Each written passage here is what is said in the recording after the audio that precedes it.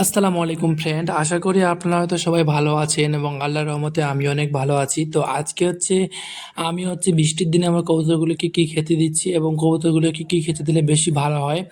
তো আমি ধান এবং গম দুটো নিয়ে এসেছি, এই দুটো মিক্স করে আমার কবুতরগুলোকে খেতে দিব।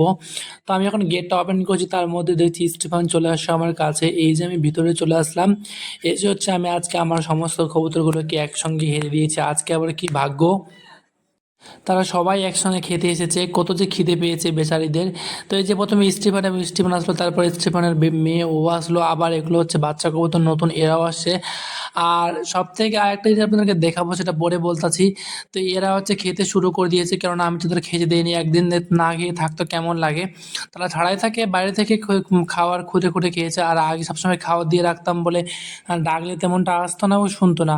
আর একটা জিনিস কি, যে দেশি কবুতর পালনে অনেকটা ভালো, অনেকটা লাভজনক এবং অনেক ভালো আমি মনে করি ফ্যান্সি কবুতরের থেকে। কেননা এই যে একটা নতুন কবুতর আসছে, এটা নতুন কবুতর, এই যে একটা পালক সাদা, ওটা নতুন কবুতর, আমার কবুতর না ওটা। আর ভালো কেন বলে, যে তাদের রোগ প্রতিরোধ ক্ষমতা অনেক বেশি। আর এখন একটু বৃষ্টি এবং মাঝে মধ্যে অত্যন্ত গরম এবং বৃষ্টির জন্য হালকা ঠান্ডা এরকম আবহাওয়া হচ্ছে, তো এই জন্য একটা কবুতর হালকা ঠান্ডা লেগেছিল। তো আমি এজিথ্রোমাইসিন নামে একটা সিরাপ আছে, ওটা সকালে খাওয়াইছিলাম 3টা এবং সন্ধ্যায় খাওয়াইছিলাম।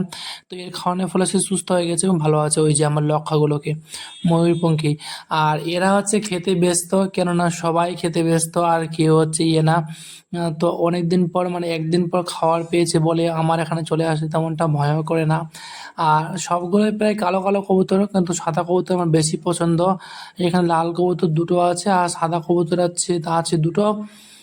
আর না, সাদা কবুতর হচ্ছে 4টে, 4টে না 5টে মনে হয়। একটা মিস মার্কিং মনে হয়। তো এই আমার কবুতরগুলোকে তো কিছুটা খাবার নিয়ে গিয়ে আমি আমার লক্ষা কবুতর এবং সিরাজে ওদেরকে খেতে দিব, টুসু এবং ইরাদের। আর এরাই আমাকে এতটা ভয় পায় না, কেননা আগে খাবার দেওয়া ছিল বলে অত্যন্ত, এই যে এরা তো পাগল হয়ে গেছে একদম খাওয়ার জন্য। তো আজকে তাদের ছেড়ে দিব। প্রায় একদিন আমি ওষুধ খাওয়াছিলাম, 2 দিন খাওয়ানো ছিল উচিত ছিল, কিন্তু খাওয়াইনি আমি, কেননা একদিনে খাওয়াইছি। আর একদিনে খাওয়াতে বেশ মাশাআল্লাহ ইনশাআল্লাহ অনেক সুন্দর এবং তারা সুস্থ হয়ে উঠেছে। আর যেই দেশি কবুতর দুটো আটকানো ছিল তাদেরকেও আজকে ছেড়ে দিব। তো এটা আমার এই যে ময়ূরপঙ্খী দুটো আমার ফেভারিট কবুতর, কিন্তু ফেন্সি কবুতরের বাচ্চা আমি টিকাতেই পারি না, আমার দ্বারা হয়তো ফেন্সি কবুতর পালন সম্ভব না মনে হয়। দেখা যাক, চেষ্টা করে দেখা যাক, ইনশাল্লাহ হবে একদিন না একদিন। তাহলে তার থেকে দেশি কবুতর পালন করা অনেক ভালো। যতগুলো টাকা আমি ফেন্সি কবুতরের পিছনে খরচা করতে, সেগুলো তো দেশি কবুতর নিলে আজকে আমি আরও সফলতা পেতাম। কিন্তু তার মধ্যে আমি একটা কথাই বলি, 2-3 জোড়া 4-5 জোড়া কবুতর দিয়ে শুরু করা ভালো। আর আমার প্রথমে ফেন্সি দেশি কবুতরের বাচ্চাগুলো মারা যেত, আপনারা হয়তো আমার ভিডিওগুলো তো দেখেছেন আগে। অনেকগুলো বাচ্চাই ছিল, অনেকগুলো বাচ্চাই মারা যেত, কিন্তু আল্লাহর রহমতে এখন বুঝতে পেরেছি যে বাচ্চা হলে কীভাবে হাঁড়িটা পরিষ্কার করে দিতে হয়, পোকা হয়, ওই জন্য বাচ্চাগুলো আর মারা যায় না। অবশ্য আল্লাহর ইচ্ছা হলে সব কিছু সম্ভব। তো এই নিয়ে আমার দেশি কবুতর পালন। এবং ঠান্ডার দিনে এই যে এরকম আবহাওয়ার সময় কবুতর একটু ঝিমায়। তো দেশি কবুতরকে কোনো অ্যান্টিবায়োটিক কোনো কিছুই দেওয়া লাগে না, তারা এমনি অনেক শক্তিশালী। আর যেগুলো ফ্যান্সি টাইপের কবুতর আছে তাদেরকে একটু অ্যান্টিবায়োটিক দেওয়া প্রয়োজন আমি মনে করি। যেহেতু আমি অল্প একটু বুঝতে পেলাম যে অ্যান্টিবায়োটিক দিলে তাদের শরীর সুস্থ থাকে, যেহেতু তাদের রোগ প্রতিরোধ ক্ষমতা অনেক কম। দেশি কবুতরের অনেক রোগ প্রতিরোধ ক্ষমতা। তো আমি গেট ওপেন করে দিয়েছি, এরা সম্ভবত কিছুক্ষণের মধ্যে বার হয়ে যাবে। তো এরা নর না মাদি ঠিক জানা নেই, মনে হয় দুজনেই নর মাদি আমার মনে হয়, কিন্তু শিওর কনফার্ম না। তো এখন আমি এদেরকে খেতে দিলাম, টুসু এবং ইরাদের। আর এই যে আমি বাইরে থেকে হালকা করে ওদেরকে দেখানোর চেষ্টা করছি, এই যে ভিতর থেকেই, যে কিভাবে তারা খাচ্ছে। আর এতদিন পর ছাড়া পেয়ে আমার ময়ূরপঙ্খীগুলো অনেক খুশি, অনেক মানে অনেক খুশি। এই যে বেচারা প্রায় 4-5 দিন ধরে, মনে হয় 3-4 দিন ধরে আটকায় ছিল। আর তারা আটকানোর একটা মূল কারণ, যে বৃষ্টির সময় তারা বার হয়ে যায় ভেজার জন্য, কত যে ভালো তাদের বৃষ্টির পানি লাগে। আর এই যে বাইরে সবাই বসে আছে, সবাই বাইরে বসে বসে আছে। আর বাইরে বসে থাকার কারণ, আমি বাইরে আসলে তোরা ভয় পেয়ে যায় এরকম অবস্থা।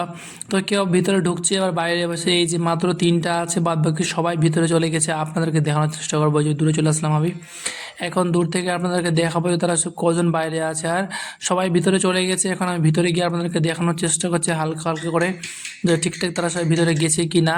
তো এই যে সবাই ভিতরে গিয়ে খেতে শুরু করে দিয়েছে, আমি হালকা ছোট একটা ছিদ্র দিয়ে দেখাচ্ছি, জন্য ঠিক দেখা যায় না। এই যে এখান থেকেও দেখা যায় না, এখান থেকে ঠিকঠাক দেখা যায় মনে হয়।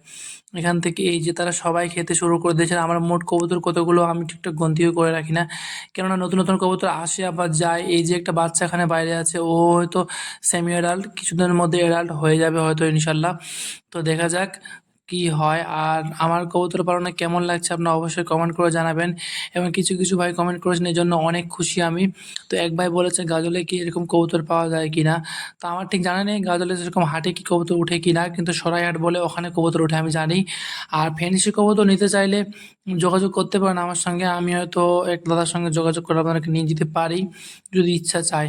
তো আমি মনে করি দেশি কবুতর পালন করা বেস্ট, একদম অনেক সুন্দর সুবিধা, কোনো ঝামেলা নেই, কোনো কিছুই নেই। তারা নিজের খাওয়া নিজে থেকেই জোগাড় করতে পারে। আর ফেন্সি কবুতর হচ্ছে তাদের সম্পূর্ণ হাতে খাওয়াতে হবে, বাড়ির খাবার খাওয়াতে হবে। একদিন খাবার মিস করা যাবে না, খাবার এবং জল মিস করলেই হয়তো তাদের অসুবিধা। তো ঠিক আছে, ভালো থাকবেন, আবার নতুন কিছু ভিডিও দেখা